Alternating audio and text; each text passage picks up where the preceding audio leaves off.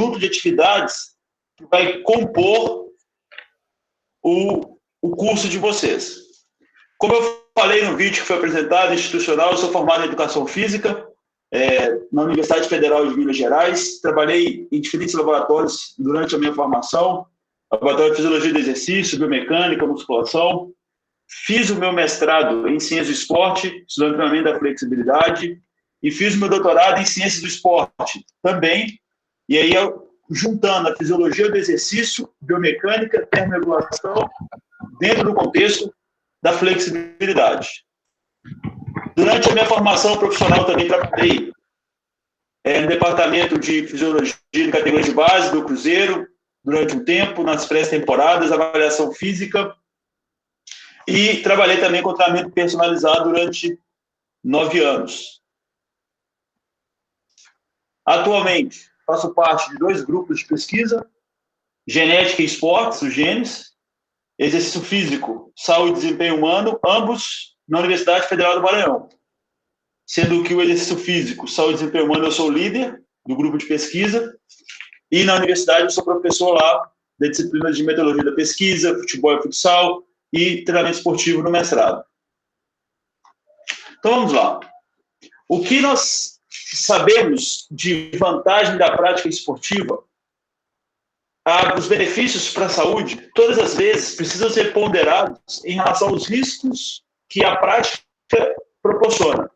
Então, toda vez que eu estou realizando um exercício físico, uma atividade física esportiva, eu preciso ter consciência que, inerente a essa prática, eu estou sendo submetido a diversos riscos de lesão. Então, podemos dizer que a melhor forma de não submeter ao risco de lesão é não praticar. Que a partir do momento que eu estou praticando, eu estou propenso a ter ou a sofrer algum tipo de lesão.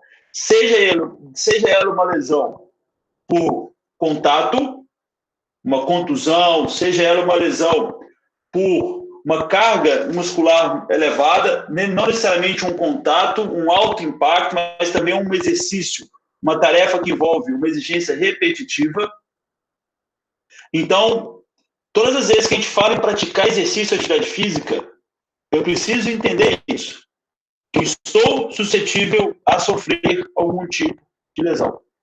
E qual que é a nossa proposta com essa disciplina, com esse módulo? Entender um pouco dos mecanismos por trás do surgimento de lesão, paralelo ao entendimento dos mecanismos por trás que surgem as lesões, trabalhar um pouco a proposta do que seria uma intervenção imediata no tratamento da lesão e, a médio e longo prazo, mais uma avançada disciplina, trabalharmos um pouco nas estratégias de prevenção. Porque a maioria de vocês, não sei se é o caso dessa turma especificamente, nós somos da formação em Educação Física. E aí, nós vamos entender que a melhor estratégia que nós podemos atuar é na prevenção da lesão. Obviamente, tem alunos no curso que são da fisioterapia. E aí, sim, eles vão trabalhar também na prevenção, mas não só na prevenção, na fase também de recuperação desse atleta, desse indivíduo praticante de atividade física. Então, nós temos diversos tipos de lesão. E toda vez, então, que eu falo em praticar exercício físico ou atividade física, eu preciso ponderar benefícios e riscos. O que é mais interessante? Porque diferentes atividades físicas, elas geram diferentes benefícios e também diferentes riscos à saúde. Por exemplo, a prática de futebol uma vez por semana, ela tem um elevadíssimo risco de lesão. Comparado àquele indivíduo que faz caminhada regular, que faz exercício físico regular, os benefícios dessa prática são menores, benefícios físicos, por ser só uma vez na semana, e o risco para lesão são altíssimos. Então, eu preciso ter esse cuidado. Obviamente, eu não estou falando que as pessoas que praticam futebol uma vez por semana precisam parar de praticar, mas é importante elas saberem que, para além dessa prática semanal, regular, uma vez por semana, elas precisam introduzir na sua prática outras atividades físicas que vão melhorar o condicionamento físico delas para permitir que elas tenham esse jogo de futebol, esse jogo de basquete, esse jogo de handebol, essa prática de atividade física com alta intensidade e moderada a longa duração, com um pouco mais de segurança. Então, isso é extremamente importante, porque senão eu acabo proporcionando para o meu indivíduo exercícios de atividades físicas que envolvem mais riscos do que benefício. Esse é um aspecto importante. Então, toda vez que aqueles que forem prescrever exercício físico, vocês formandos em educação física, em fisioterapia, que forem estabelecer algum tipo de orientação quanto à prática de exercício físico, precisa sempre ponderar os benefícios e os riscos que esse exercício vai proporcionar para aquelas pessoas. Exemplo clássico, se nós pensarmos em exercícios que envolvem exigências extremas, exercícios que envolvem altas cargas de treinamento, então, quando nós falamos em treinamentos com essas características, treinamentos que você vai ser submetido até o seu máximo desempenho, isso realizado repetidas vezes, é claro para nós pensarmos que existem benefícios associados a essa prática. Eu estou me exercitando com uma certa frequência, uma certa regularidade, com exigências próximas do meu máximo. Ok. Por outro lado, eu preciso entender que essa prática, ela também gera elevados riscos à saúde. Uma alta propensão, uma alta chance de ter alguma lesão. Então, sempre ponderem isso, porque é muito comum, vocês podem ter acompanhado e acompanham, exemplo clássico. Durante muito tempo, você chegava nas academias e você via as pessoas na esteira fazendo qual tipo de exercício? Pensem aí. O que era comum que fosse realizado? Você chegava na academia e via as pessoas iniciantes, pessoas com moderado nível de condicionamento, estavam fazendo qual tipo de protocolo na esteira? Vocês conseguem pensar? Nós vamos assim com essa dinâmica, para vocês irem refletindo junto comigo aí. Algum de vocês chegou a observar que a resposta para isso é o HIIT? Lembra do HIIT? High Intense Interval Training? Lembra disso? Lembra que nós chegávamos nas academias e o que nós mais víamos eram pessoas nas esteiras correndo em altíssimas intensidades? 15 segundos de estímulo, descansa 10, 15, 30 segundos, 15 segundos de estímulo. A pessoa começou hoje no treinamento, começou hoje a musculação. Aí ia para a esteira e submetiam ela a esse tipo de treinamento. E o que nós sabemos sobre o HIIT? Quando compara o exercício de moderada intensidade, média a longa duração. Que o HIIT traz mais benefícios mesmo, sim. Ele melhora mais o sistema cardiovascular, aumenta mais o VO2 máximo, sim. Ele gera, depois do exercício, o que a gente chama de excesso de consumo de oxigênio pós-exercício, que é o EPOC, em que o metabolismo fica acelerado, alta temperatura corporal, isso gasta mais energia após o exercício, durante o repouso, sim. Isso tudo é verídico, tem estudos comprovando isso. Ele gera uma melhora no sistema metabólico por essa maior produção de lactato e, consequentemente, maior necessidade de remoção. Então, melhora o que nós chamamos de limiar de lactato, sim. Tudo isso, todos esses fatores, esses elementos, são verdades e são, sim, benefícios provenientes do treinamento intervalar de alta intensidade. Só que o que eu preciso ponderar? Que, associado a esses benefícios de uma alta carga de treinamento, o que eu tenho? Os riscos elevados. Então, o que nós começamos a ver? O que acabou acontecendo? Diversos consultórios, diversos ortopedistas, diversas clínicas, muitas pessoas começaram a sofrer lesões nos membros inferiores. A mais comum delas, fratura por estresse, ou alguns locais chamados de canelite, fratura por estresse na tíbia. Nós vamos conversar um pouco sobre isso. Mas de onde surge essa situação? Por quê? Eu começo a querer olhar para aquele exercício só a partir dos benefícios dele e deixo de olhar para os riscos inerentes a essa prática. Então, as pessoas começaram a olhar só para os benefícios. É bom para isso, é bom para aquilo, é bom para aquilo outro, é bom para isso, sistema cardiovascular, como eu já falei para vocês.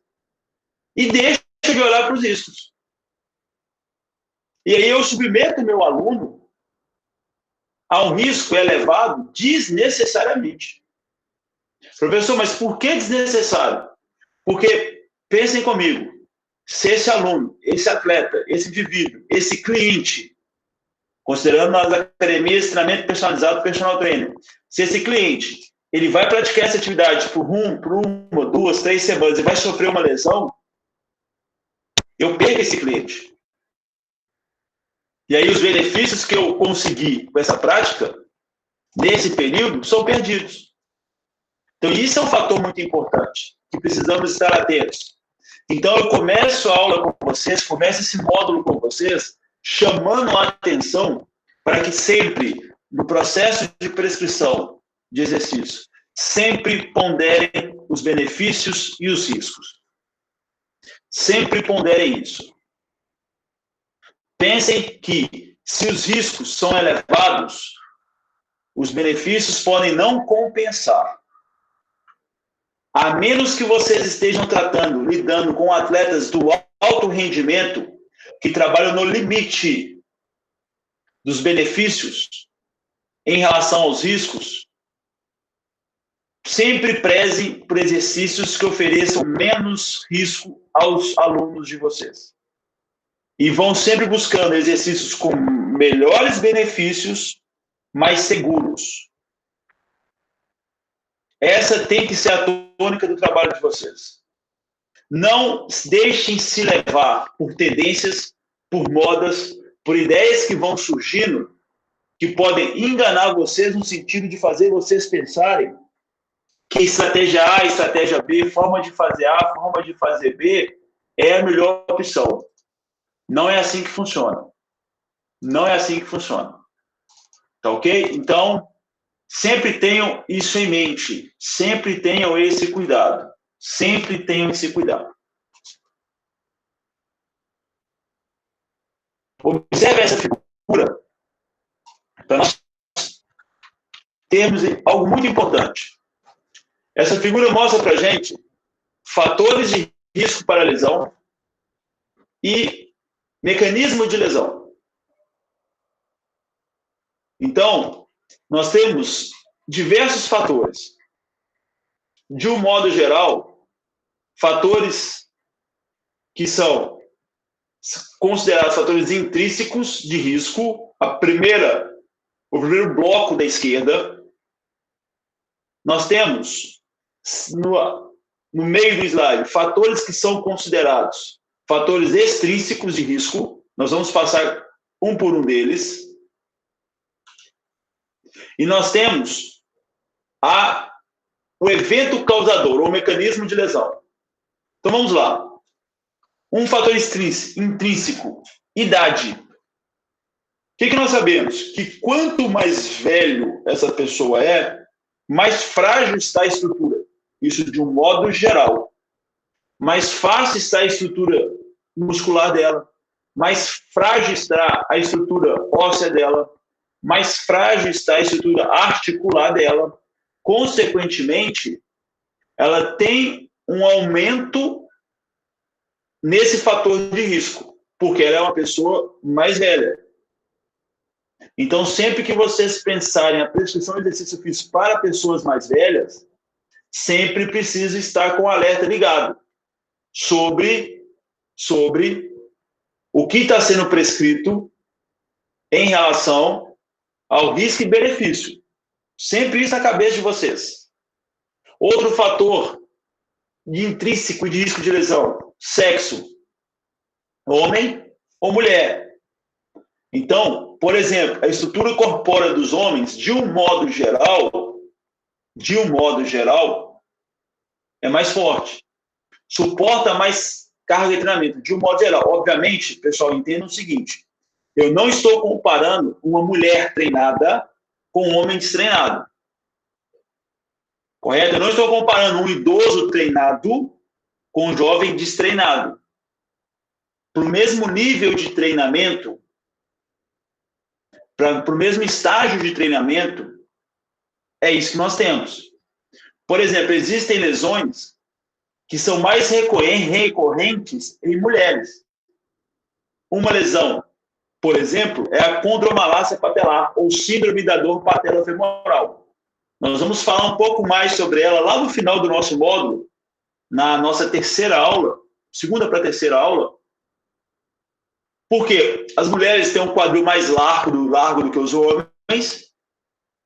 Isso faz com que aumente a aproximação entre os joelhos, então os joelhos ficam mais próximos, o que nós chamamos de valgo do joelho. O valgo do joelho é maior,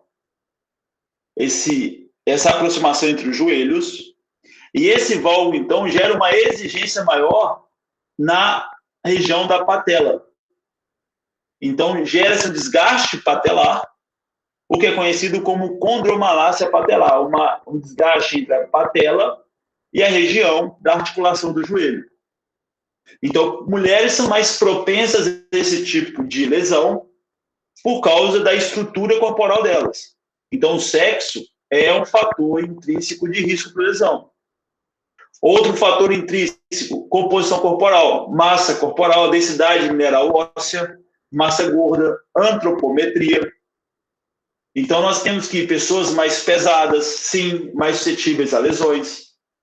Pessoas com baixa densidade mineral óssea, um exemplo de idosos, que à medida que vai envelhecendo, vai reduzindo a densidade mineral óssea. O osso fica mais poroso, a chance de terem fraturas é maior.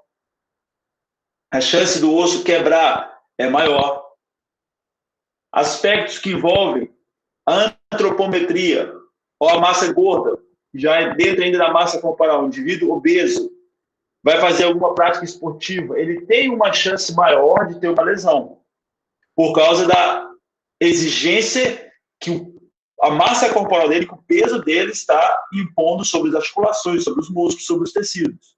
Aspectos antropométricos, por exemplo, o indivíduo, quando ele tem membros muito longos, o indivíduo pré-adolescente, adolescente passando pela puberdade, que é o pico de crescimento, estirão de crescimento, ele perde um pouco a coordenação motora. Então, ele aumenta a chance de ter alguma lesão por estiramento, por exemplo. Então, indivíduos que acabam, pelas características antropométricas, acabam estando mais suscetíveis à lesão. Por exemplo, o caso das mulheres, em relação à condromalácia patelar, é uma característica antropométrica. Esse quadril mais largo, maior, o que nós chamamos ângulo Q, esse ângulo entre a cricilíaca antero superior e a patela, consequentemente, o joelho mais próximo, genovalgo, o valgo maior do joelho. Aspectos que envolvem a saúde. Históricos de lesão, por exemplo. Indivíduos que já sofreram algum tipo de lesão estão mais suscetíveis à lesão. Então, você começou a treinar alguém, começou a preparar alguém fisicamente, seja para um concurso, seja para uma competição, ou seja para a saúde mesmo, melhor da saúde. E na sua anamnese, você lá conversando com a pessoa, conhecendo o histórico de vida dela, o histórico de treinamento, inclusive o histórico de lesão. Então, mesmo que você não seja fisioterapeuta, toda vez que você for iniciar uma preparação física com alguém, você precisa conhecer o histórico de lesão dessa pessoa. É necessário, é imprescindível. Por que isso? Porque o histórico de lesão dessa pessoa te mostra, te direciona para quais tipos de lesões ela está mais propensa a sofrer novamente. Porque o histórico de lesão é um dos principais fatores para que ocorra a reincidência de lesão. A pessoa já sofreu lesão de ligamento cruzado, cuidado. A pessoa já sofreu uma luxação no ombro, cuidado. Quer dizer que ela não pode treinar? Não, ela pode treinar sim.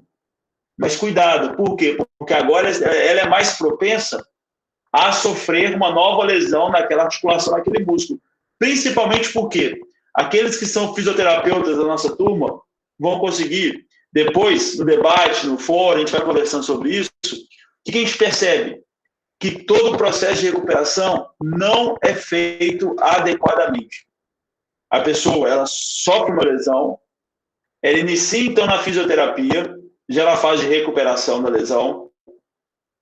Tão logo ela sente uma redução da dor, tão logo ela sente um pouco do retorno da função, ela para a fisioterapia. Pouquíssimas pessoas fazem o que nós chamamos de transição entre o que está sendo feito na fisioterapia para o retorno às atividades de vida diária. Então, como essa transição acaba não acontecendo, quando essa pessoa retorna para a prática física esportiva, ela retorna com aqueles fatores que predisporam ela à lesão, possivelmente eles ainda estão presentes. Só que ela retorna com os fatores que predisporam a lesão ainda presentes, e agora com uma fragilidade maior naquele tecido lesionado. Porque possivelmente não houve um tratamento adequado, o reparo adequado daquele tecido. Um dos artigos que nós enviamos para vocês, que está disponível no AVA, para vocês lerem, é o artigo do Fernandes. Lesão muscular, fisiopatologia, diagnóstico, tratamento e apresentação clínica. Então, eu peço a vocês que façam a leitura desse trabalho, porque ele é muito importante, porque ele fala sobre o diagnóstico, fala a fisiopatologia, mecanismo de lesão, tá ok? Tipos de lesão. Então, faça a leitura, porque aqui nós vamos começar a entender por que, por exemplo, o histórico de lesão é importante. Pessoas que têm instabilidade articular. Então, a pessoa tem uma hipermobilidade. Aquelas pessoas que conseguem estender o cotovelo mais que o normal. Hiperextensão de joelho, hiperextensão de cotovelo. Pessoas que movimentam o braço passando por trás da cabeça, articulação glenomeral, articulação do ombro, muito flexível, até certo ponto frouxa. São fatores que predispõem uma lesão. A pessoa faz um salto, quando ela cai em hiperextensão. Ligamento cruzado posterior, menisco, podem ser lesionados. Então, por mais que muitas pessoas brinquem com isso, achem legal, mas isso é um fator que predispõe a lesão. Outro fator intrínseco, aptidão física. Força, potência, VO2 máximo e amplitude de movimento articular. Então, aqui está relacionado ao quê? Ao quanto fisicamente esse indivíduo está em condições de praticar atividade física, aquele esporte, de modo geral. Então, o nível de força, o nível de potência muscular, o VO2 máximo dele, a capacidade aeróbica dele. E tem diversos estudos mostrando que o nível de força reduzido, por exemplo, no que nós chamamos de relação isquiotibiais quadríceps, ou índice HQ, isquiotibiais quadríceps, quando eu tenho a musculatura posterior da coxa, que naturalmente já é mais fraca a musculatura anterior, isquiotibiais, semitendinos, semimembranoso, já são mais fracos, naturalmente, que o quadríceps femoral. Só que tem estudos que mostram o quanto mais fraco pode ser. Que relação é essa? Então, nós temos o quê? Que é esperado entre 60% a 70%. Então, a musculatura posterior, ela pode ser mais fraca do que a musculatura anterior, em torno de 60% a 70%. O que acontece? Quando a minha musculatura anterior era muito mais forte do que a posterior, e essa relação cai para 30%, 40%, eu estou suscetível a sofrer uma lesão de estiramento na região posterior da coxa. Então, é muito comum nós vermos no futebol, por exemplo, as lesões por estiramento. Quem acompanha futebol, que está nos assistindo, acompanhando essa aula, que já viu várias vezes, o atleta vai dar o sprint, começa a corrida e já começa a mancar com a mão na coxa. Isso gera um pouco, nos leva a pensar, né? Gera um pouco de confusão para algumas pessoas, porque muitos acham que lesões por estiramento só acontecem quando elevadas amplitudes de movimento são atingidas. E não é o caso. Não é o caso. Nesse exemplo em específico, o que nós temos? Não foi uma alta amplitude atingida. Durante o movimento da passada, quadríceps, ilipsoas, a musculatura flexora do quadril, extensor do joelho, gerou tanta força, e o desequilíbrio de força entre a cadeia anterior e a cadeia posterior fez com que a cadeia posterior não conseguisse suportar a exigência que estava sendo submetida a ela.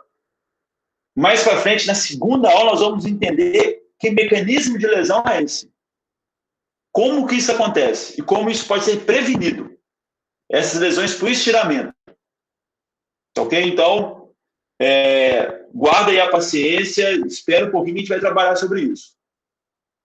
Potência muscular, VO2 máximo, capacidade aeróbica, é muito comum. Vários estudos relatam que a incidência de lesão ou a propensão à lesão é maior em condições de fadiga. Quando o indivíduo está em estado de fadiga, então ele acaba tendo maior chance de sofrer lesão. Então, o indivíduo que tem um baixo VO2 máximo, então a menor capacidade aeróbica, ele recupera menos entre estímulos, ele entra em fadiga mais cedo. Esse processo de fadiga gera uma redução, sim, na coordenação motora, por exemplo, gera uma redução na capacidade dele responder aos estímulos e, consequentemente, predispõe esse indivíduo a maior risco de lesão. Então, até agora, eu estou falando de fatores intrínsecos, que são fatores que estão presentes no indivíduo. ADM articular, amplitude de movimento. Imagine você um goleiro de handball, imagine uma ginasta, imagine um lutador de taekwondo que precisa realizar um movimento em elevadas amplitudes de movimento e ele não está preparado para tal. Então ele acaba elevando o membro dele nessa amplitude e aí ele acaba sofrendo uma lesão. Ou, vamos trazer para uma realidade também presente, o indivíduo que ele escorrega em alguma superfície e acaba fazendo ou uma abdução, afastamento ali dos quadris, uma abertura maior do que estava previsto, ou o espacato, né, aquela abertura anterior. Então ele acaba chegando a uma amplitude de movimento maior do que era previsto, e isso é um fator que predispõe a lesão. E por fim, obviamente existem outros vários motivos, mas eu estou me atendo a esses apresentados para vocês no slide. O nível de habilidade do indivíduo. O indivíduo, tecnicamente, com a baixa aptidão técnica, acurácia técnica por que está fazendo, ele está mais disposto a ter uma lesão.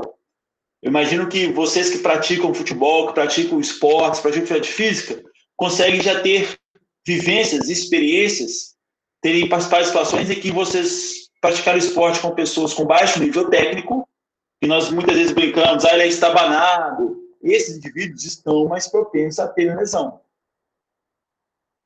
E aí nós vemos que esses fatores intrínsecos que precisam ser levados em consideração, nós conseguimos treinar a idade da pessoa? Não.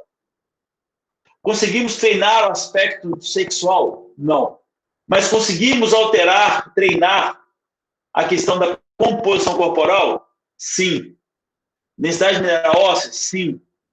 Conseguimos trabalhar o aspecto que envolve a saúde do indivíduo? Mudar o histórico de lesão? Não. Mas trabalhar instabilidades articulares? Sim. Conseguimos alterar a aptidão física dele, a aptidão física, força, potência, VO2? Sim. Conseguimos melhorar o nível de habilidade técnica dele? Também.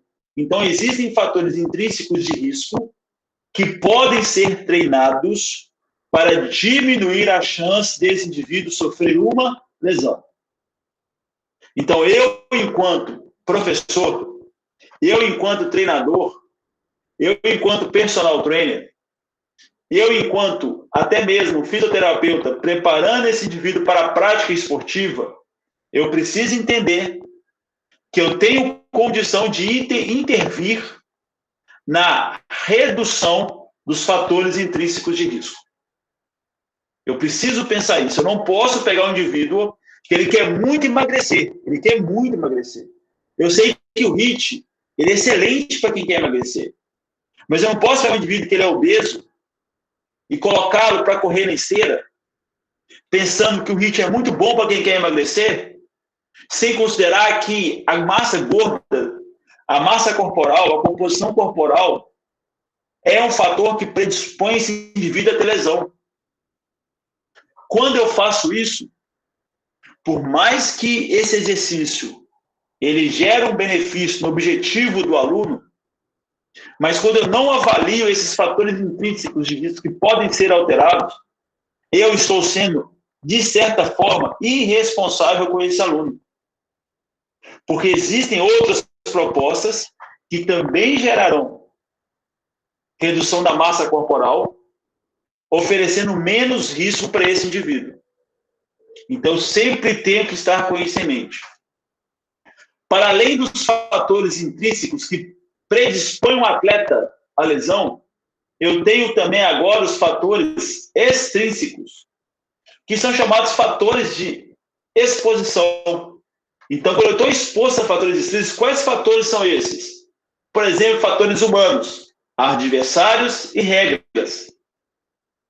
Você vai praticar algum esporte, seja ele futebol, voleibol, handebol, em que talvez voleibol não devido à questão de contato, mas imagine esportes, práticas esportivas que têm um contato físico.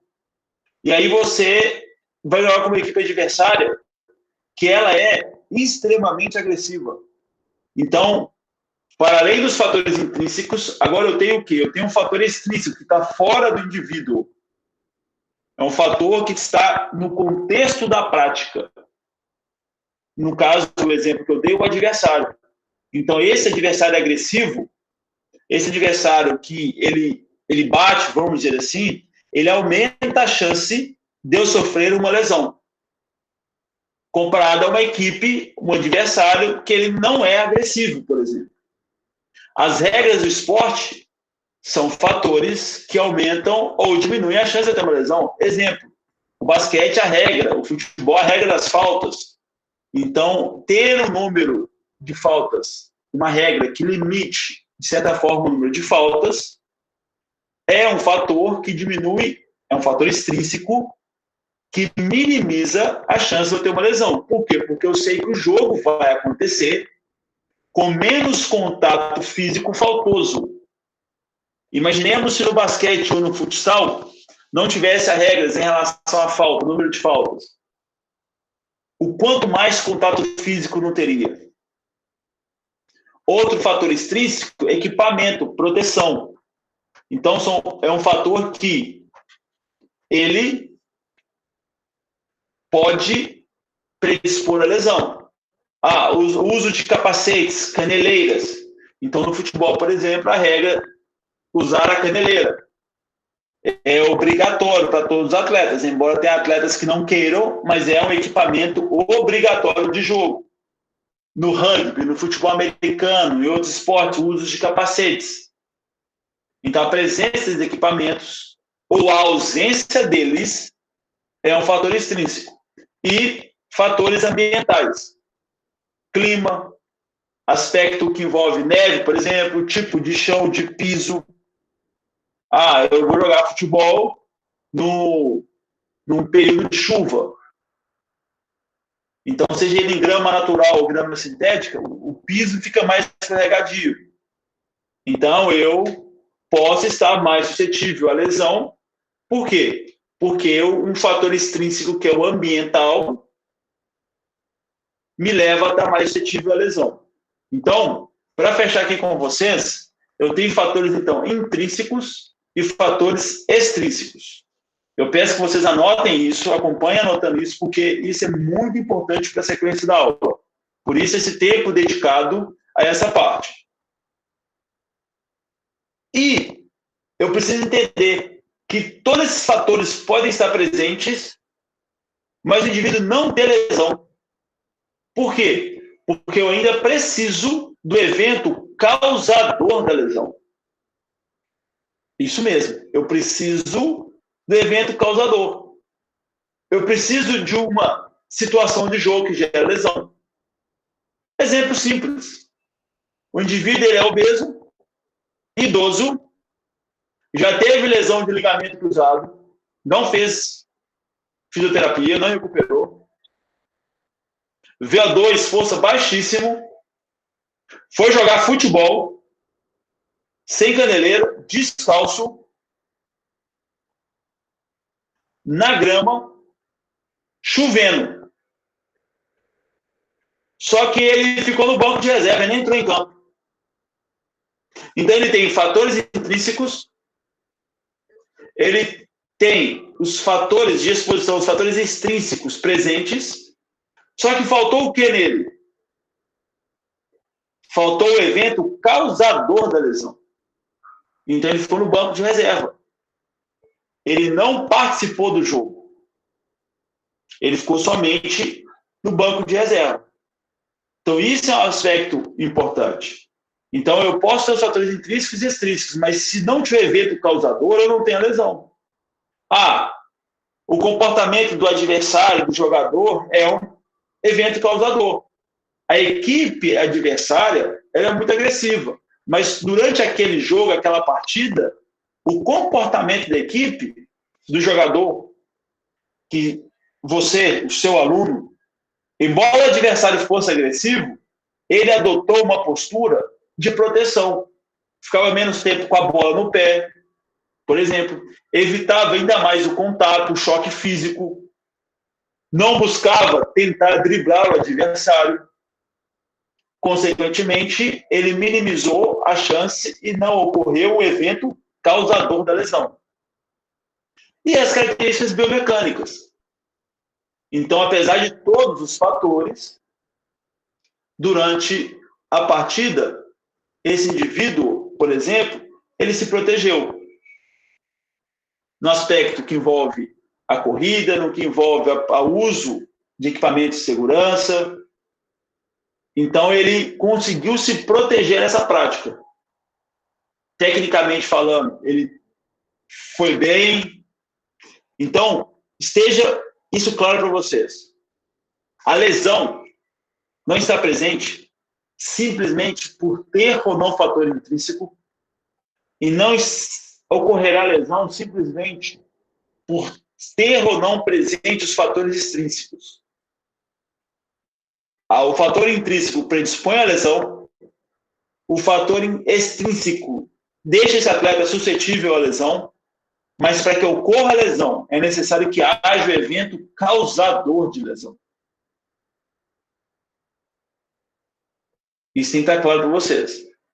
Porque muitas pessoas falam sobre lesão, vai ter lesão, não vai ter lesão, teve lesão, não teve lesão, mas a análise é feita usando só um elemento.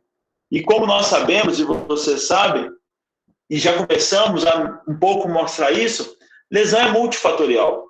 Não dá para nós cravarmos. A lesão foi causada somente por isso. Não é assim que funciona. Sempre tentem estudar mecanismo de lesão, estudar lesão de uma forma mais ampla, multifatorial. Tá ok? Sempre estejam atentos a isso. De um modo geral, até aqui, se tiver alguma dúvida, eu peço que vocês escrevam no chat, tá ok? Eu vou seguir mais um pouco aqui, já são 7h56, a gente vai estender um pouquinho até 1h30, mais ou menos. E aí, escreva as dúvidas no chat, daqui a pouco eu faço uma pausa aqui, vou no chat e a gente vai, então, acompanhando as perguntas de vocês e respondendo. De um modo geral, as lesões podem ocorrer em diversos sistemas que nós temos. As principais lesões do esporte, elas envolvem sistemas músculo-esqueléticos, seja lesões que acontecem nas articulações, lesões articulares, lesões que acontecem nos ossos, as fraturas, e lesões que acontecem na musculatura, as distensões, estiramentos. E para todas essas lesões, existem diferentes graus de lesão. Então, no material que eu comentei com vocês, que está para leitura, o artigo de Fernandes, lá nós trabalhamos nesse artigo os diferentes graus de lesão. Então, eu peço que, nessa parte, vocês recorram ao material para poder ter essa informação mais aprofundada para essa parte aqui. Um outro aspecto importantíssimo que está dentro do processo de, seja ele mecanismo de lesão, surgimento de lesão, seja ele a prevenção de lesão, é o sistema neuromuscular. Então, eu preciso entender que no sistema neuromuscular, unidade motora, que é o motoneurônio e as fibras por ele nervado, eu tenho interneurônios, que podem ser inibitórios ou excitatórios, tenho placa motora, que é onde esses neurônios, o motoneurônio, vai lá fazer o contato com as fibras musculares. Por que essa informação é importante do sistema neuromuscular? Porque nós temos o que nós chamamos proprioceptores musculares, que são órgãos que estão presentes no nosso organismo, no nosso corpo, na estrutura músculo-tendínea, que vão nos ajudar nesse processo de prevenção de lesão. Então, nós temos dois principais. Um deles é o fuso muscular, que ele está amplamente descrito em diversos livros de fisiologia, diversos livros de até fisiologia do exercício. Mas qual que é a proposta do fuso muscular? Ele está dentro do músculo, então ele é chamado de... Ele tem suas fibras intrafusais. O fuso muscular, ele percebe alteração no comprimento do músculo e na velocidade de comprimento do músculo. Então, anotem isso é muito importante. O fuso muscular, ele percebe a alteração no comprimento do músculo. Então, à medida que o músculo se alonga, esse fuso muscular, ele passa a ser ativado, ele vai sendo ativado, ou melhor, ele aumenta a ativação dele, porque ele está o tempo inteiro ativado, ali, modulando esse comprimento muscular. E quando esse alongamento, esse aumento do comprimento, acontece em maiores velocidades, essa velocidade de modificação do comprimento também ativa o fuso muscular mais. Então, ele responde à alteração do comprimento. Quanto maior o comprimento, mais ele ativa, até se ajustar. E na velocidade, quanto maior a velocidade em que altera esse comprimento, mais o fuso muscular é ativado. Então, essas são as duas principais características ou situações em que o fuso muscular é ativado. Mas ele é ativado como? O que acontece? Então, eu vou mostrar aqui para vocês, na figura que está no nosso slide, nós temos o fuso muscular. Você já deve ter visto, já deve ter até mesmo presenciado, e depois façam esse teste. Aquele teste do médico ortopedista bater um martelinho no joelho. O teste do reflexo do tendão patelar. Então, quando o fuso muscular está ativo, ele é ativo, nós estamos falando em um reflexo. É algo que acontece de 30 a 60 milissegundos. O impulso nervoso ele vai na medula e volta. Ele não chega nas vias neurais superiores. Então, o médico, a pessoa, bate o martelinho no tendão patelar, há um estiramento, ou melhor, um alongamento do tendão patelar, consequentemente alonga o quadríceps. O fuso muscular, que é dentro da fibra, ele manda um impulso para a medula. Ele está dizendo que, olha, o comprimento alterou, aumentou o comprimento desse músculo. E eu preciso agora que esse músculo contraia para resistir a esse alongamento, para prevenir lesão, porque se esse músculo continuar alongando assim, ele pode sofrer uma lesão. Então, o fuso muscular, ele gera uma ativação no motoneurônio alfa, que é o que inerva o quadríceps. Então, a primeira coisa que nós precisamos entender é o seguinte: a resposta do fuso muscular é uma resposta de contração reflexa. Então, vou tentar ilustrar de uma forma para vocês da seguinte maneira. Se nós pudéssemos pensar o que o fuso muscular está pensando, conseguiram entender? Nós pudéssemos imaginar, tentar aqui criar uma ilusão aqui do que o fuso muscular está pensando e imaginando, seria assim: o músculo está aumentando o comprimento, seja uma elevada amplitude de movimento, ou seja uma alteração de comprimento muito rápido. O fuso muscular pensa: opa, isso pode gerar uma lesão. Eu preciso que esse músculo contraia para aumentar a resistência a esse alongamento, para que ele não seja alongado a um comprimento que gere lesão. É fácil nós pensarmos isso? Se você tentar alongar um músculo que está relaxado, você vai perceber que a resistência ao alongamento é uma. Se você tentar alongar um músculo agora que está contraído, você vai perceber que a resistência a esse alongamento é maior. Então, o que o fuso muscular faz? Ele gera uma resposta reflexa de contração na tentativa de que esse músculo contraia para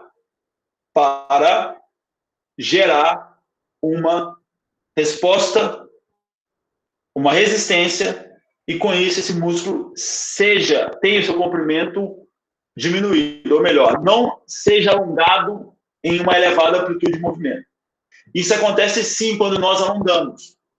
Quando nós realizamos exercício de alongamento em amplitudes máximas, o nosso fuso muscular ele é ativo como uma estratégia de proteção do tecido. Então, nós temos uma resposta do fuso muscular para contrair o músculo que está sendo alongado, só que ele também ativa, semelhante à figura anterior que nós mostramos lá, um interneurônio inibitório, para que ele possa inibir a musculatura posterior da coxa. Então, nós temos duas ações do fuso muscular. Uma é, ele contrai o músculo que está sendo alongado, uma resposta reflexa de contração. A outra é, ele inibe o músculo antagonista, ele faz com que o músculo antagonista relaxe, de forma a frear ou resistir menos à contração do quadríceps. Vou tentar explicar isso de uma maneira diferente. Se você está com dúvida, vai anotando, pessoal. Vai anotando aí que depois a gente vai esclarecer. De uma maneira diferente, vou tentar explicar isso. Pensa que todo o processo de contração, eu tenho o músculo agonista, que é aquele que está fazendo o movimento, e tenho o que está resistindo ao movimento, que é o antagonista. Um mecanismo de proteção à lesão, conhecido, chama co-contração, que é a contração do músculo antagonista ao que está sendo feito o movimento. Então, quando eu contraio meu quadríceps, o meu posterior da coxa, musculatura posterior, também está tendo uma contração, em menor grau, obviamente, mas também está tendo uma contração, na tentativa de frear esse movimento e também para estabilizar a articulação. Por isso, nessa ideia de estabilização, mecanismo de proteção, é muito comum nós ouvirmos falar, e não está errado, que exercícios como agachamento, exercícios como leg press, exercícios como Outras possibilidades, leg press horizontal, agachamento. Esses dois principais, eles são mais seguros. Entenda o que eu vou dizer. Eu estou desconsiderando carga de treinamento.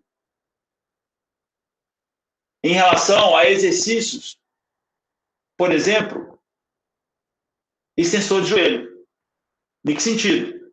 Exercícios como agachamento, leg press, eles têm simultaneamente a contração da musculatura anterior, quadríceps, com a musculatura posterior. Isso ajuda na estabilização da articulação do joelho.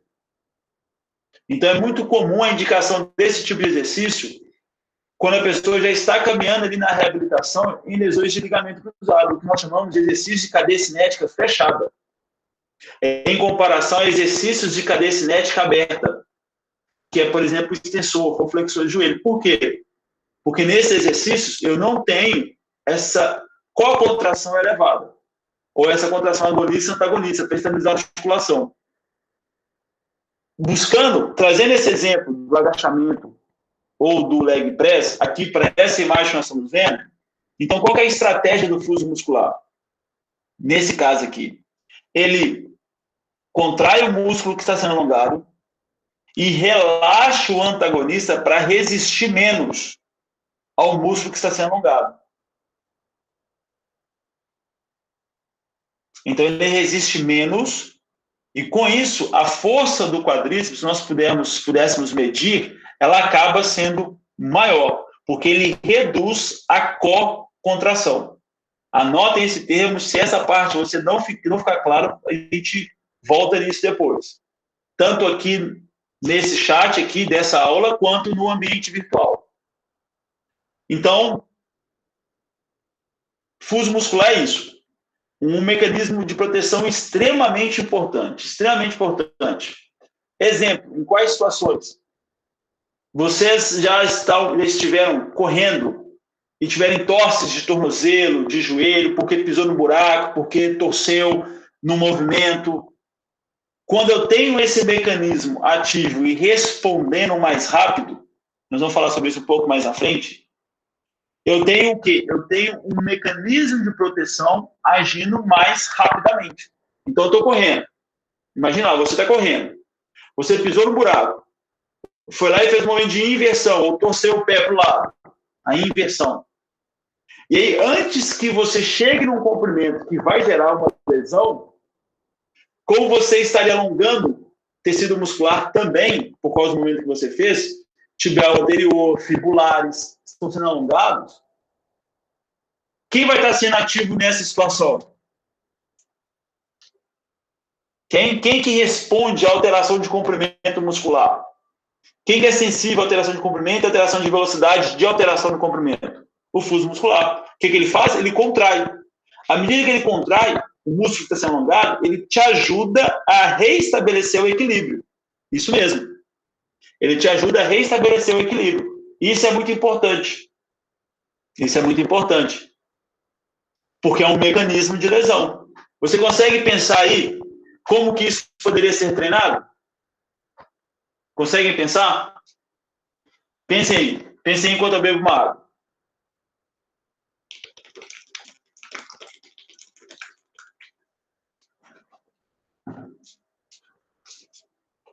Alguém pensou em exercícios que envolvem superfícies instáveis?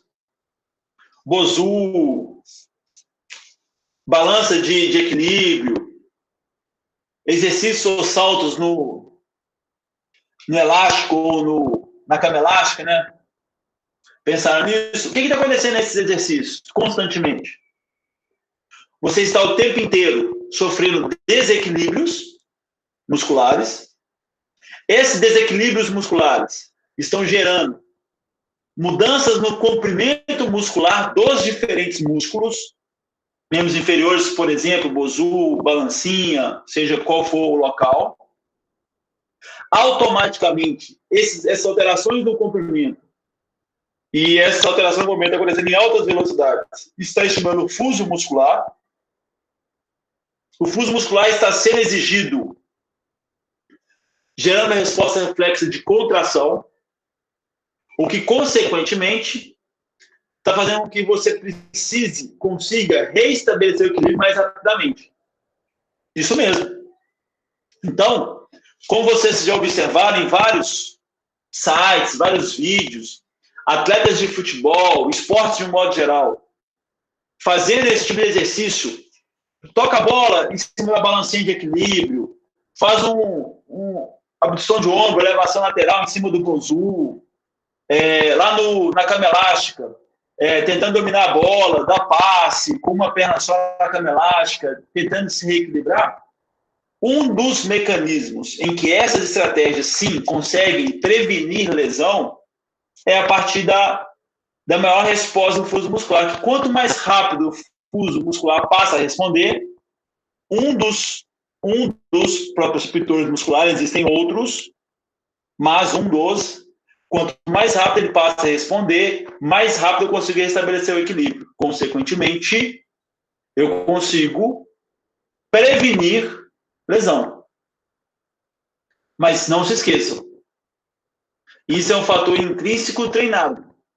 Mas eu ainda preciso dos fatores extrínsecos e preciso do evento causador de lesão.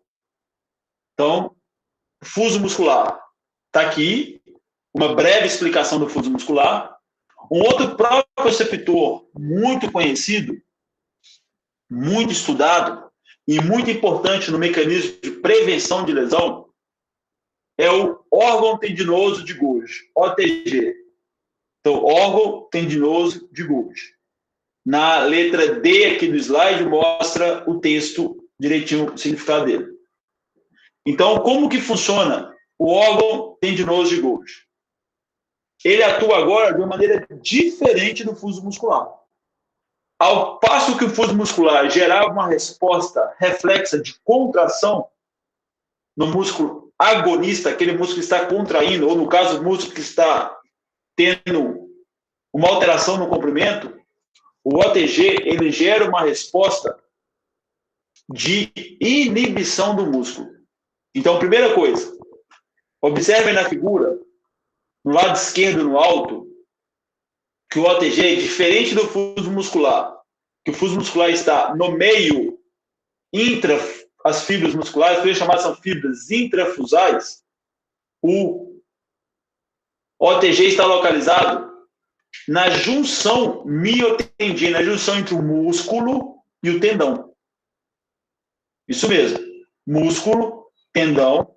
Então, aqui está localizado o OTG. Qual que é o estímulo para o OTG? O OTG agora, ele responde à tensão. Tensão. Podemos falar força. Podemos falar força. Mas o termo mais correto é tensão. Por quê? Porque quando um peso é colocado para você carregar, para que você possa carregar, esse peso gera uma tensão no seu osso, que é transmitido para o tendão, e que essa tensão é transmitida para o músculo, e então nós temos a geração de força pela contração.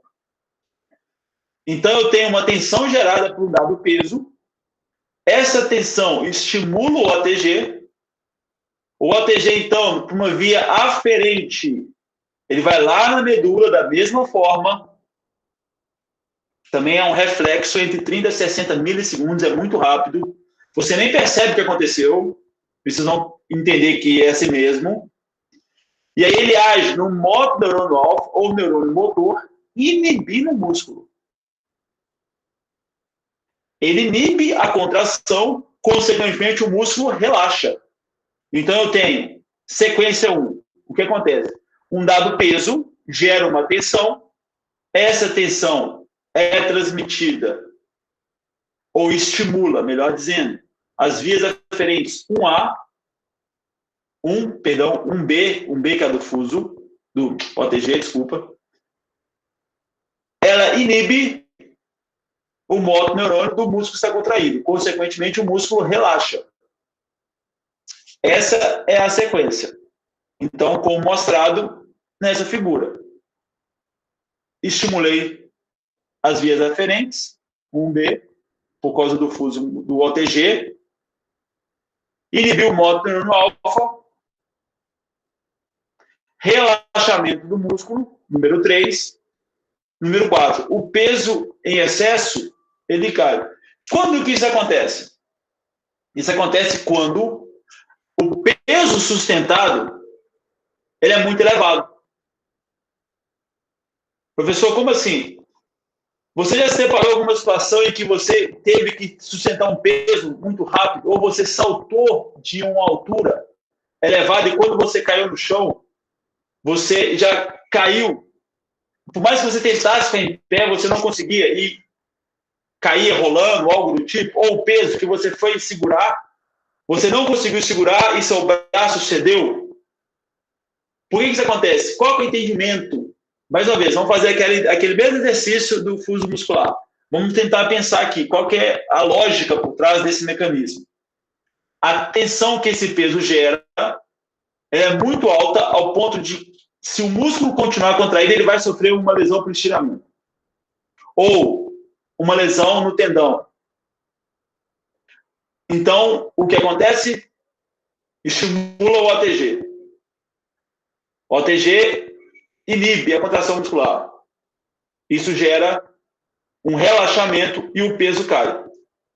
Então, órgão tendinal de Golgi dispara, motoneurônio, o neurônio motor é inibido, músculo relaxa e o peso é liberado. Compreender a sequência? É um mecanismo de proteção. Mecanismo de proteção para prevenção de lesão. Eu tenho uma resposta do OTG inibir esse músculo para prevenir que esse músculo sofra alguma lesão, por exemplo, estiramento. Então, para nós não confundirmos o fuso muscular com o OTG, o fuso muscular gera uma resposta de contração e ele é sensível a comprimento e velocidade do comprimento, alteração do comprimento.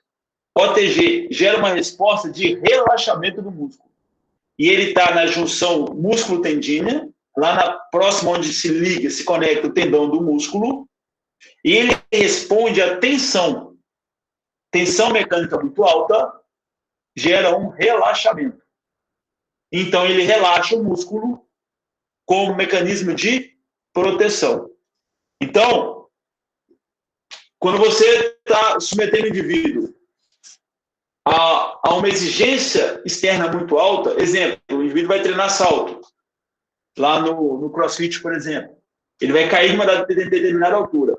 Quando aquela altura é muito alta para ele, o tamanho da caixa é muito alto, quando ele cai no solo, ele não consegue saltar novamente alto. Por quê? Porque a altura foi maior do que ele conseguiria. Quando ele faz o contato com o solo, a tensão mecânica é tão alta, tão grande, que acaba estimulando o OTG,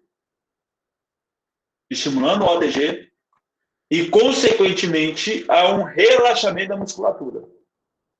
Então, a tensão mecânica ela é retirada, é cedida.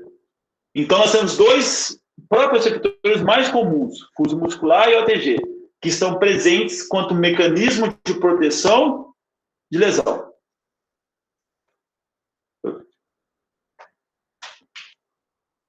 Ok? Alguma dúvida? Até aqui para vocês, anotem, vão anotando, já estou quase terminando essa parte. Vou fazer uma interrupção agora para nós sanarmos as dúvidas, acho que vai ser melhor. Ana, vou fazer uma interrupção agora.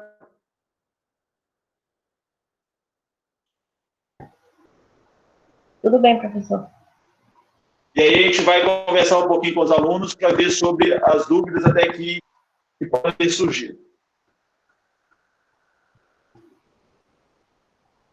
Eu vou interromper o compartilhamento? Não, vou deixar compartilhado.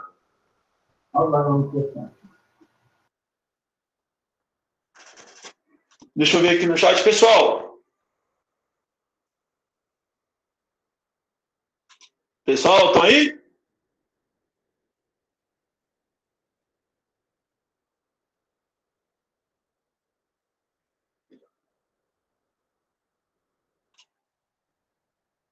José Raimundo, Wesley, Cássio, Oba. Renato. E aí? Até agora tudo ok, meu querido. Deu para absorver bastante o conteúdo que o senhor está ministrando. Tá ok? Você acha que, Cássio, né? Exato. Você acha, Cássio, a velocidade está tranquilo?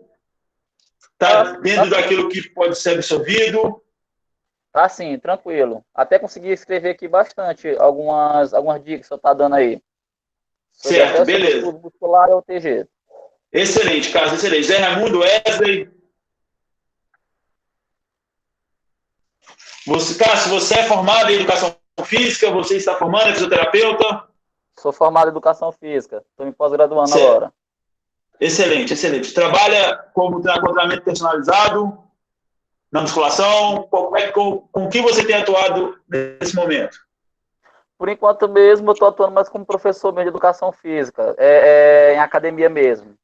Excelente, excelente. Então, você se depara com diversas exigências na rotina da musculação, que Sim. são públicos totalmente distintos, objetivos distintos, Correto, diferentes correto. perspectivas. É isso aí. E você lembra da época em que o HIIT era a moda?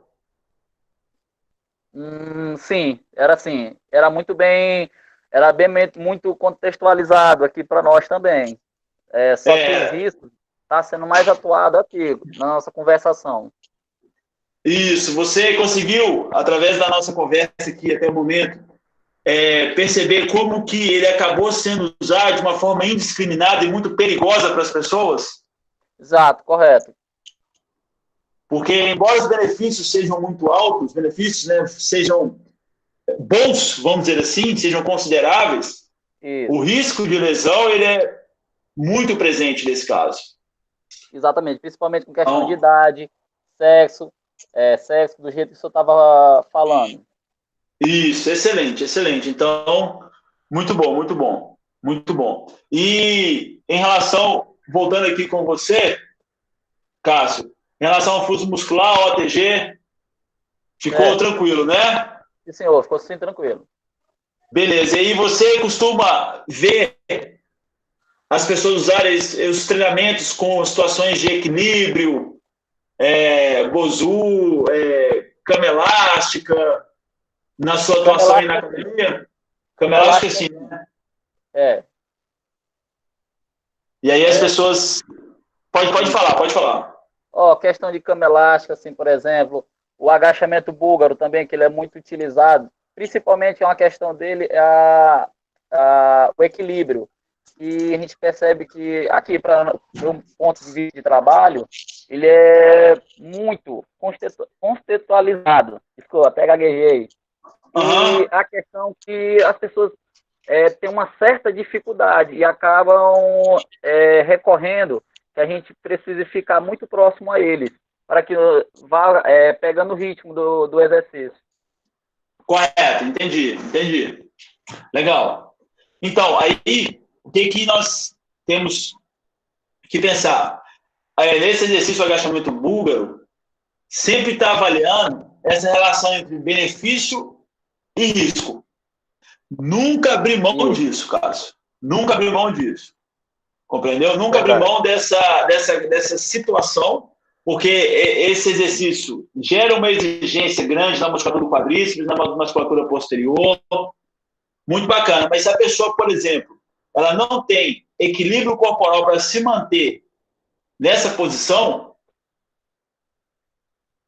vai ser eminente uma lesão, uma queda, uma lesão na articulação do joelho, o joelho está à frente.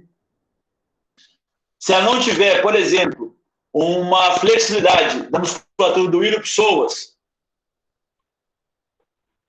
que é a musculatura da perna que está apoiada, ela vai ter dificuldade de manter o tronco na posição correta.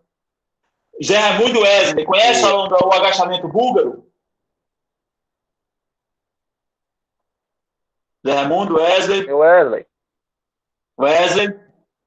Sim, conhece, ok. Wesley conhece. Ele anotou aqui pra gente no chat.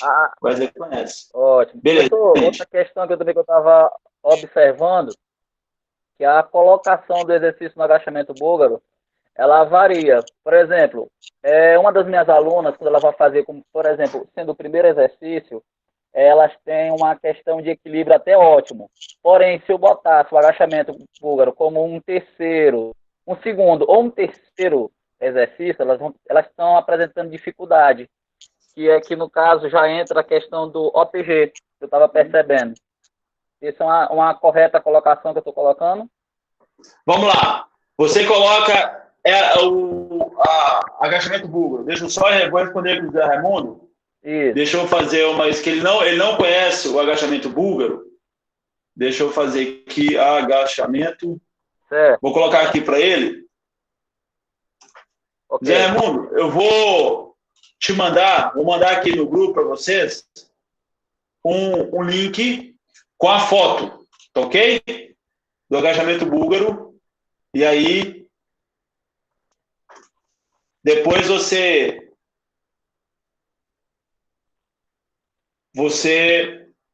vê aí. É um agachamento que as pessoas colocam o pé de trás apoiado no banco, por exemplo, e aí faz o agachamento com a perna da frente avanço. Alguns locais chamam agachamento avanço, agachamento passada, mas nesse caso, com a perna de trás está apoiada em um banco. Pois é, pensa o seguinte, Cássio, importante nós pensarmos que, lembra que eu falei que um dos fatores que predispõe a pessoa à lesão é o condicionamento físico dela? Correto. Então, quando a pessoa ela vai... Esse é um exercício difícil de ser feito, exige equilíbrio corporal, exige uma grande quantidade de força, e aí, à medida que o sistema está em fadiga, a capacidade que esse indivíduo tem de regular o exercício, ela está reduzida. E eu posso Verdade, que eu estava notando. Eu posso sim ter um aumento na resposta do OTG. Então, o músculo em fadiga, ele tem mais dificuldade em responder a essa carga mecânica, suportar. O OTG ele pode responder. E aí, o indivíduo tem mais dificuldade sim para realizar o exercício. Isso. Então, o que seria interessante vocês pensarem? Exercícios que são mais difíceis de serem executados, que podem predispor esse indivíduo a uma lesão, que ele seja realizado principalmente no começo da sessão, em que o indivíduo está numa situação de fadiga menor.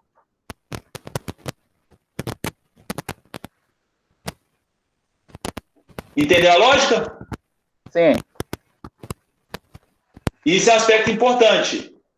Então, por quê? Porque como a fadiga é algo que predispõe o indivíduo à lesão, dependendo do que eu vou fazer, se tem uma alta exigência para esse indivíduo, eu preciso, então, pensar a ordem dos exercícios.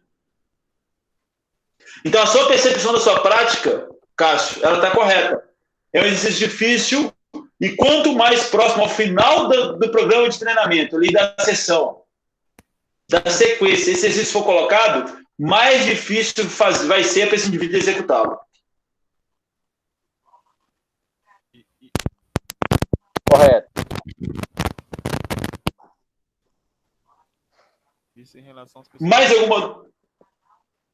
Mais alguma dúvida, pessoal?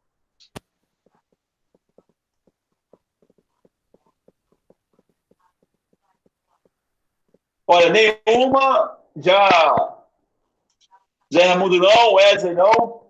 Então, pessoal, vou fazer o seguinte.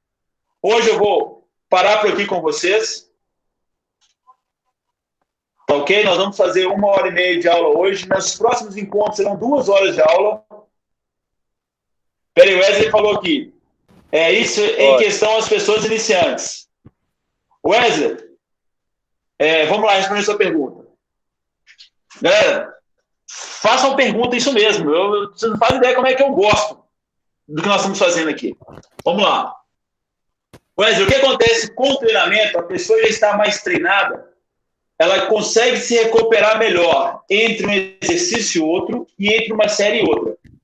Então, a tendência é que ela chegue no segundo ou terceiro exercício, dependendo da carga de treinamento, menos cansada. E ainda que a carga de treinamento seja alta, ela chega mais recuperada que o indivíduo destreinado. Então, essa distribuição, organização do exercício ao longo das séries, sim, para o indivíduo destreinado, isso tem um impacto diferente em comparação ao indivíduo treinado. Quando eu falo impacto diferente, é do que nós estamos discutindo aqui. Então, qual é a expectativa? O indivíduo destreinado, se esse exercício, que é um exercício difícil para uma pessoa destreinada, é colocado lá no terceiro exercício para ela vai ter muita dificuldade para conseguir executá-lo. Já vai ter dificuldade no primeiro. Só que, pensem comigo, se o histórico de vida da pessoa é um fator importante na prescrição, a pessoa pode ser destreinada na musculação. Ela tem uma rotina de atividade física, ou joga futebol, ou joga handebol, ou joga vôlei, ou joga basquete, ou trabalha o dia inteiro caminhando, toda uma rotina que gera um repertório motor que ela consiga fazer esse exercício, mesmo sendo destreinada em musculação. Claro isso para vocês? Tá ok. Beleza. Então, quando eu pego agora na musculação, o que eu estou considerando? O indivíduo treinado, ele consegue suportar maiores cargas de treinamento ao longo de todo o programa de treinamento, porque ele consegue se recuperar mais entre cada série e entre cada exercício.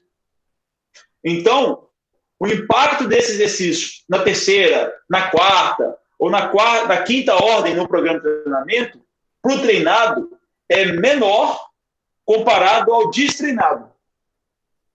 Então, o raciocínio que você fez, Wesley, em relação ao treinamento treinado, o seu entendimento está correto, é esse mesmo. Agora, pensem assim, o que a literatura aponta sobre ordem de exercício no treinamento de força, principalmente na musculação, priorizarem, preferencialmente, o exercício que é objetivo da pessoa no começo da sessão de treinamento. Porque ele vai conseguir fazer com a maior carga de treinamento uma maior exigência. Sim, multiarticulares. Essa é uma proposta. Exercícios multiarticulares. Mas se em algum momento você está lidando com algum atleta, alguma pessoa, que existe uma especificidade em relação à exigência, não é problemático você priorizar exercícios monoarticulares no começo da ficha, do programa. Entender isso? Vou tentar dar um exemplo aqui para você. Um atleta de judô. Você, por algum motivo, você percebe que a finalização dele, judô não, do jiu-jitsu, a finalização dele está ruim.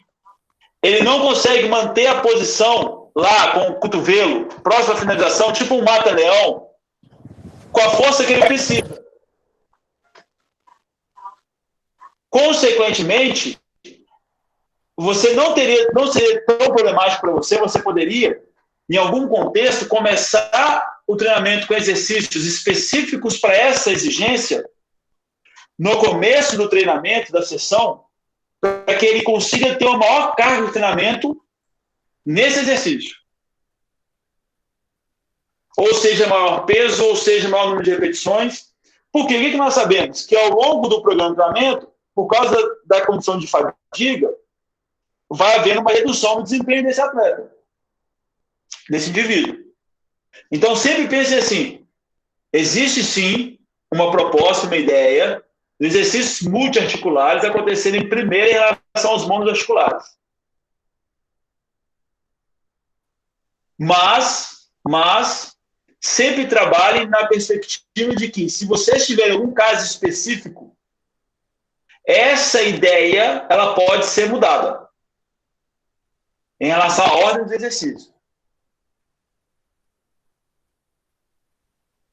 Se você colocou ele semelhante ao pré-exaustão, eu veria o pré-exaustão numa outra perspectiva. De que sentido?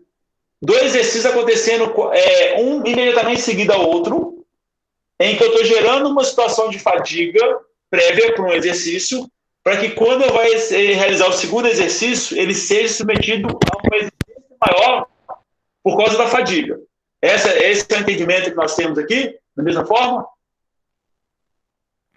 Dá um ok se nós estivermos falando a mesma coisa pré-exaustão. Eu faço o exercício antes, exemplo, voador, crucifixo, para exigir de uma certa forma do peitoral, e depois eu vou para o supino, que é multiarticular. Então eu faço essa pré-exaustão, gerando uma certa fadiga no peitoral, para realizar o exercício multiarticular, que é o supino. Estamos falando da mesma coisa quando você fala em pré-exaustão? Se for sim, escreve sim para mim para eu saber. Essa é uma situação específica, que também é uma verdade que ela quebra essa ideia de multiarticular primeiro ao monoarticular. Sim, essa é uma ideia específica. Correto? Não tá certo. Então, assim, sempre pensem que o treinamento é algo relativamente aberto e que toda vez que eu trabalho em preparação física, em prescrição de exercício físico, eu preciso entender essa sequência que vai gerar o maior benefício com o menor risco para lesão. Essa é a nossa proposta. Essa é a proposta da educação física. Não só treinar esse indivíduo, não só preparar esse indivíduo, mas prepará-lo com segurança. Essa tem que ser a tônica do nosso trabalho. Porque não adianta eu ser um excelente profissional, e talvez eu não seja, se meus atletas machucarem, se meus alunos machucarem. Dificilmente eu seria um bom profissional. Correto? Tranquilo, pessoal?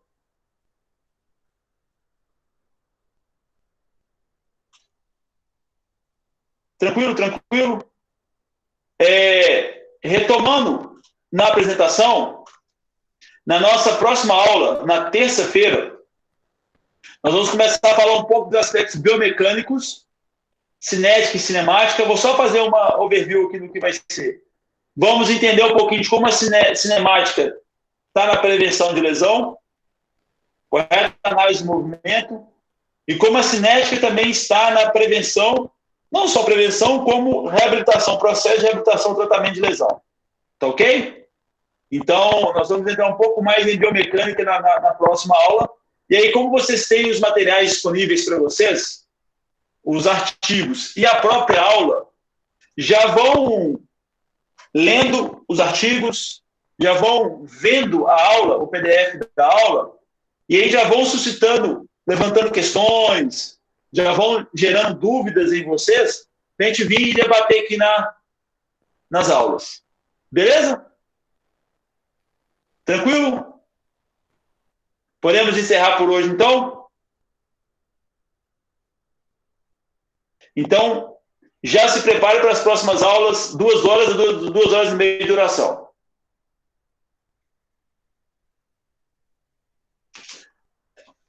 Ana, por hoje é isso. Tá ok?